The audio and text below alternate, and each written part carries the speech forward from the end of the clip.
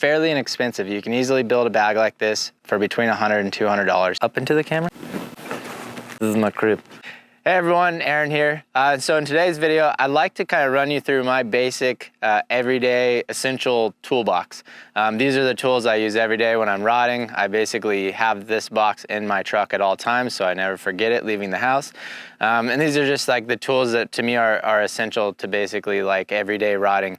If I need something more complex done on the bike or whatever, thankfully I have John, who's my factory mechanic, so he does all like the detailed stuff. But as far as like regular maintenance goes, and especially stuff that I need when I'm out rodding at the trails, these are the tools I basically always have with me. So the first thing to consider when building your toolbox is to select which toolbox you want to use. And for me, it's not a toolbox, but it is a tool bag. This very fancy high-end bag here that I bought for I think $6 from Lowe's. And I actually bought this because I forgot that I had this one, which I've been using all summer, which is the Home Depot version of that same bag. I think it might have been like 10 bucks. And so for me, I really like using tool bags over tool boxes for basically like leaving in my truck, like I said, because these things are just like nice and soft. They fold up like real small, more compact. And if you have like a hard plastic toolbox and you put a bunch of tools in it and then store those tools in your truck, they rattle around and drive me crazy. So I hate that. So I always use a bag. It's just a lot more compact, easier to kind of shove under a seat, and it fits everything I need. This one's got a couple pockets on the outside, a couple pockets on the inside. I'm sure you could find like a super sick specific mountain bike tool bag, and that's fine. But like I said, for this video, I wanted to show you like honestly what I've been using and also give you like a pretty affordable option on all this stuff. So first things first, tool bag, this is what I use. So moving right along on, as far as it comes for tools, most important thing by far obviously would be to have a good set of Allen wrenches. There's a lot of different ways you can do that. You can go with this sort of like combo Allen wrench tool. I think this was 10 bucks, it's pretty cheap. This is good, these do work good and kind of cover everything, but they are kind of hard to get into certain like positions on the bike depending on what you're working on. So a lot of times I'll have something like this, but it's more of like a backup, or say like you need to hold, you know, one bolt on one side while tightening the other bolt, kind of acts as like something I can use for that. So this is an option. Another option would be these L-shaped Allen keys. Also pretty good, a little bit stronger obviously if you're really torquing on stuff, but for me the ones I like the best are basically these T-handle style Allens. There's a bunch of different brands that make these. Again, this is I think straight out of Home Depot. They actually come in a kit. I didn't realize I still had those, so I bought another kit for this video that I didn't need to, but it basically comes in a package that looks like this. Again, these are Lowe's specials. There's way too many in here that you don't need. They have both metric and standard sizing. You only need these ones, so basically, and you don't even need all these. Like for me, I usually use I think like a 3 through a 10 or something like that, and then all the other sizes I just fill in the gaps with like this other Allen key. So I think this was 30 bucks for the entire kit. You get all these other sizes you don't need, but you can leave them in your toolbox at home, and then you kind of have, you know, whatever, Allen keys for weird projects working around the house. So a good Allen wrench is first and foremost like the most important thing for me. If you want to get a specific one like a pedal wrench like this, an 8 mil, I think sometimes they're 10 mil, you can also do that. I normally don't usually have something like this because I just have an 8 mil T-handle Allen in my bag. So next tools would be kind of the same thing, but they're these Torx Head Allens. I don't know what you would even call these, Torx Head, right? You can correct me if I'm wrong. But and then out of these, I use a few of these because on my e-bike, on the Taser, it has a few of these like on the motor stuff. But for the most part, the only one you're ever going to need is this T25.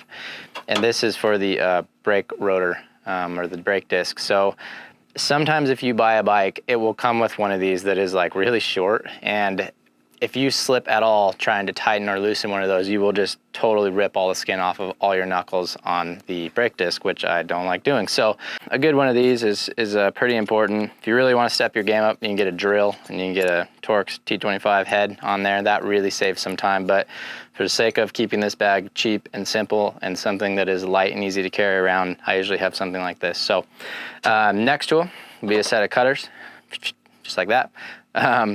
These things are sweet, especially for cutting off zip ties, stuff like that. We have zip ties that hold on the number plates on our downhill bikes. They hold on your cables, you know, all kinds of stuff. And just to have something in my truck all the time in case I need to cut something like a wire, safety wire, something like that, I always like to have a good pair of cutters. You can also do basically this utility knife, razor blade deal. This one's kind of big. I think it was $10. Same thing, Home Depot or something. I really like these foldable ones a little bit better because they just fold up into a tighter space. I think this thing was like $4, so super cheap. It's got a little clip on it, I guess, if you wanted to take it with you, but this is usually the one I prefer. Backup razor blades, important, especially if you're like me and it's like a challenge to see how big of stuff you can cut through with something you shouldn't be cutting through. Next thing would be zip ties. So these for me are something like are just super important. I always have. We have these on our bikes. So anytime you bust one, or like I said on the downhill bike, if you have, if I'm taking the number plate on and off to adjust like the ride height of the forks or something like that, always want to have these. Just find that zip ties are like super handy for anything, even outside of mountain bike riding. So I like to kind of always have these in my truck, whether it's for bike stuff or something else. I forgot, but scissors too. I don't normally have scissors because I use this utility knife, but if you did want to have a pair of scissors, something you can always add in. All right, so moving right along. Next thing will be this little measuring tape. This one's pretty small. I think it was $10. It even has a little bottle opener on here and it's magnetic. So if you had a metal toolbox, it would stick to that. So for us, we use these to basically measure sag on the fork and the shock. So this is important for me to have it. Also, if I'm putting on a new pair of bars and levers and I want to measure how far like the lever is off of the grip, for example, and I want to make sure it's the exact same right to left, I like to have something that kind of can measure that distance. And again, just something that I kind of like to have in my truck because I find random times like I need a measuring tape and it's just nice to have. So that's important for me. Next would be a Sharpie. If you're getting measurements and you want to write them down, it's pretty important to have a Sharpie and a notepad. Also, if you have suspension settings or anything like that that you ever want to document, it's kind of nice to be able to have basically both of these items at all times. Also, if you want to mark like your lever position on the bars, like we talked about in one of my previous videos, then Sharpies are definitely handy to have. Okay, so now moving into sort of more important stuff here, shock pumps. So there's a couple different versions of these you can get. You can get a, I guess this would be considered an analog pump maybe, and then you got these fancier digital pumps. I think this one was around $80 for the digital, the super nice one. I think these are like 30 bucks. So this is one of those areas for me. I really like the digital gauge. If you're gonna spend money in a tool bag, like having a nice set of Allens would be having a nice shock pump. I like the digital gauges because they're super accurate and you can get them like right down to the same, you know, pound of pressure every time. And for us, a lot of times we're working in like this very small increment. So I might only want to add, you know, two pounds of pressure to my fork setting, for example. So to make sure you can get exact, these are super important. This Fox pump is also the exact same ones that the Fox guys use at the World Cups on my factory race bike. So I really like to stay consistent with what they're using to what I use at home for everyday riding. So for me, if you're gonna spend a little extra money, this is something that I definitely spend the money on. And I bought this in a bike shop, so there you go. So moving right along, next thing would be everything tire related. So first off, obviously you would have some tire levers. These ones are from Park Tool, looks like. I think these were like $3. So they come in a set of 3. I really like these ones because they have these little hooks on the end. So when you break the bead of the tire, you can hook this hook basically right around the spoke and it will hold that bead position so that you are not losing the bead as you go to like push the other lever into the tire. So these are nice. They are plastic though. And if you if you're not super experienced about changing tires or you just have a really strong bead, you can snap these pretty easily. So I have another tire lever I'll show you here in a second that basically will be like my primary first one that I kind of hook over if I need something a little bit stronger. But for the most part, as long as your bead's broke nice and you kind of know what you're doing, like usually these will work pretty good. That being said, I just did snap one in half like 2 days ago, so they definitely can break. So with the tires, obviously sealant is important. I really like this Joe's sealant. This is like a small bottle. It's like a little bit of a travel size. I can usually use this for like 2 tires. Like there's enough sealant here to basically cover 2 tires. So that's good. It fits right in my bag in the outside pocket. Pretty much always have this with me. I just used it the other day, so it's actually empty, but good to have. And then since we're on tires again, a good digital gauge. So again, same as the shock pump. To me, this is an area really worth spending a little bit of extra money. I don't remember how much this was. I think it was like $35 or something, so not much. But it is important to have a good digital gauge that's accurate. A lot of times the gauges that are on your mountain bike floor pump are usually off by at least a couple of pounds. And for us to be very consistent with everything we use, again, it's important for me to be spot on, because usually like 1 pound of pressure difference in my tires to me is a big difference. So we move in very small increments. Having a very accurate pump or gauge is important. So that's what I use. It's nice to have some CO2 refill cartridges. This thing's kind of cool. It's like kind of an all-in-one. You can buy other CO2s, screw it right into here. You can use it. You can take it on the trail. You can tape it under your seat if you want. Put it in your pocket even, whatever. I always usually have an actual floor pump in my truck as well. But it's nice to have a couple of spares of these just in case you're getting out onto the trail or you have a slow leak and you don't know if it's going to hold. It's nice to kind of have this option. So I usually have one of those, at least one of those in my bag. And then moving on to chain lube. Obviously, super important. We really like this Motor X chain lube. Pretty much use this every time I ride. Works really good for us. This is the dry power one. We live in pretty sunny conditions, as you can see. And so this lube's been really good. Always have chain lube in the bag.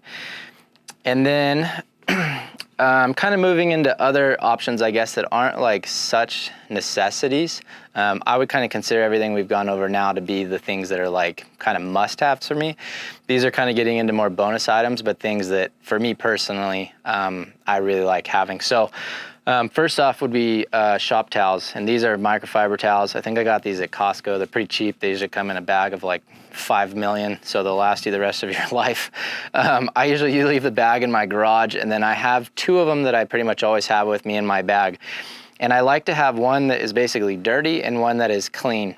This thing I can pretty much like do a whole bike clean with just one of these. And if you use a regular cheaper shop cloth, you can't do that because you're basically just smearing the dust around. Like this actually picks it up and will clean the bike. And if you're gonna like wipe off excess lube off of your chain or something like that, it's nice to have a rag that is kind of like your designated like dirtier rag that you don't mind kind of jacking up. So I usually have one that's pretty dirty. And then I have one that's clean. I like to have a clean one also because if I'm trying to clean like a goggle lens or something like that, or if I'm doing some work and I need a bit of a shop mat and I wanna like lay it out on my tailgate and put like tools or bolts or whatever, and I just need like a clean work environment where stuff's not gonna be rolling around, then I'll just kind of like open up the clean one, set it on my tailgate, and this kind of becomes my shop mat. So anyways, so I usually have both of these. And then moving into more bonus items for me, I really like having a good mountain bike specific multi-tool. There's a bunch of brands that make these. The ones that I like the best are from a company called Fix Manufacturing. They're called the Wheelie wrench. This is sort of their old one. It's magnetic, snaps together. This actually fits in a belt that they make. The new one, which is my favorite one I use currently, basically comes in packaging like this. It's called the Wheelie Wrench Pro, I believe. Yep. And this thing's super cool. So it basically has like really everything or just about everything you would need. It covers like almost every tool we just went through. But you can see it compared to my hand, like it's very small. So this is sort of a backup for me. It also, as you can see, has master links built straight into it. So a master link or spare master link is something I highly recommend you have when you're riding in case you break a chain. It's nice to have that. So these actually have those built right into it. It also has a chain breaker tool built right into it as well, which is super convenient. It slides apart. Chain breaker tool is here. Fits into here. You can kind of maybe see it, and boom, you can break a chain right there. So, and where that goes through, there's an 8mm Allen, so that can be like, there's pivots or pedals or whatever. It does have that metal tire lever on it. So this is the one I was telling you about earlier, that if I have one that's gonna be pretty hard, like a bead that's pretty stiff, a lot of times I'll use this for the first one. this thing has like the most important sort of Allen sizes. It does have that T25 for your rotor bolt. It kind of just has like everything built into one super small, tidy package. So for me, I really like to have this because it kind of fills in any gaps I'm missing with the other tools, or if I do lose something, this is like a backup to my backup. And I'd say most importantly, I really like this because it's small enough. It's one of the only tools I've ever run, a multi-tool. It's small enough to like fit in my pocket while I ride without it like driving me crazy and bouncing around because it's like too big and bulky. So a lot of times I take this with me on the trail, especially if I'm trying to set up a new pair of cleats on the bottom of my shoes. I normally do not get that setting right the first time, so I end up pedaling for 5 minutes and I'm like, dude, it's tweaking on my knee, and so I got to stop and adjust it. Or maybe I put on a new pair of bars and kind of need to like adjust as I go. So a lot of times I'll pull this out of my bag and actually ride with it. It's also kind of nice to have because if you have like a friend you're riding with or anybody you run into on the trail and they have any kind of an issue, it's kind of nice to just have like a tool here that you can kind of help people out with. So for me, that's important. Continuing down that line would be a spare tube. I have a 27.5 tube. These are cool because they're basically all the wheels now that we run are either 27.5 or 29 size. If you have a 27.5 tube, it will obviously fit a 27.5 wheel, but you can also stretch it over a 29er wheel if you need to. So usually I have at least one of these. A lot of times I try to carry like at least 2 or 3 tubes in my truck, kind of carry it like tucked under the seat because you kind of just never know when you're gonna need one. I don't actually run tubes normally. I run tubeless, which is why we have this sealant and all this stuff. But if you blow a huge hole in your tire and sealant can't basically fill that hole, what you can do is take the tire off, clean the hole inside of the tire really well, or at least just at minimum where the hole is at with one of these towels. And then you take a piece of tape, which is, I don't have here, but that's another thing I'd recommend you get, especially something like Gorilla Tape that's really strong. And you can patch the inside of the tire where that hole is, and then you can put a tube in and ride the rest of the day, and it will hold. So this will kind of like save your riding day. Also, like I said, I like to have multiple of these in my truck because if I have a friend or, you know, if we're riding in areas where there's a lot of people riding, like it just seems like flat tires are pretty common, so if I can have an extra tube and help somebody out so they can keep riding, it's just very nice to have. So always have a couple of tubes with me. Moving on to kind of like bonus items would be something like a shifter cable. Thankfully, I do not break very many of these. I think I've maybe only done it once or twice in my entire racing career, as far as like riding by myself out in the hills. But when you do break one, you find that your ride is over instantly. So if you do have an extra shifter cable in your bag, it's definitely super handy to have. Another thing that I'd recommend is Ziploc bags. This one's pretty big. Usually I have smaller ones. But since this tool bag is not the fanciest with a bunch of extra compartments and pouches and all that kind of stuff, sometimes the tools just kind of all end up like on top of each other in the bag, and it's nice to be able to separate things from each other so they're easier to find. So a lot of times I'll have like maybe 3 or 4 smaller Ziploc bags like this that I will sort of separate these categories of items into, and then I will put that into the main bag. It just makes finding your tools and kind of keeping things organized in one sort of big compartment just a lot easier. Also, if you need to keep something clean or you have something with grease on it and you don't want it all over the rest of your tools or whatever, it's kind of nice to have something like this. If it's raining and you need to wrap your goggles up or whatever, like I just find having Ziploc bags are definitely handy. So usually have some of those. I usually also have an extra set of grips.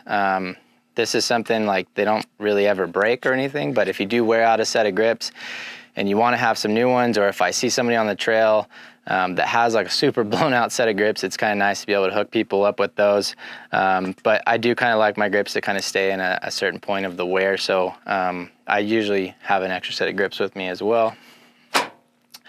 And then moving on to other items, kind of on those, during of that flow of products would be a headset. Now this is really getting into extra items that you don't need, but because this was in my bag, I thought I would show you. This is a reach adjust headset. We were messing with some different reaches in my downhill bike over the summer, so I had this reach adjust headset that's in my bag. I also have these spacers here.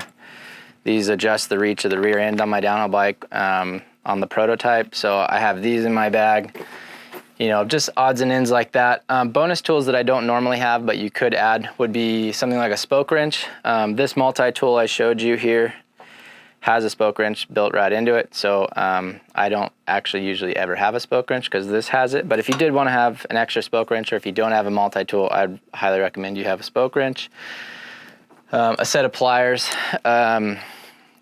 If you're using these on a bike, something has usually gone wrong, but it does happen. And if you are going to have a toolbox or bag in your truck, a pair of pliers is kind of just nice to have for like other stuff. So sometimes I'll carry a set of pliers for like a backup. Another one would be bike grease. This is by Motorex again. I don't normally have something like this because if I'm gonna try to rebuild a headset or do anything that's gonna like really require grease, I'm usually doing that at home in my garage and not on the trails. Most of the trails I ride are within 20 minutes of my house. So if I have a project that's like too big to be done trail side easily, I will usually do it at my garage, or thankfully, I'm in a very blessed position to have a full-time factory mechanic, so my boy John will basically do all the heavy lifting for me. But if you do, you know, want to do something trail side, I guess you could have something like bike grease or like a cassette wrench, something like this. Shout out to my boy Monk, R.I.P. It says Monk's right on it. So this is his old cassette tool, I guess you would call it. Again, I don't usually have this in my main bag in my truck because if I'm trying to take cassettes off, like something bad has usually happened, or it's just work that I'm normally doing at home in my garage and not on the trails. But if you want it, there you go. So yeah, there you go. That's pretty much everything. I'll put all this into the bag now and then kind of show you guys, and then we can wrap this video up.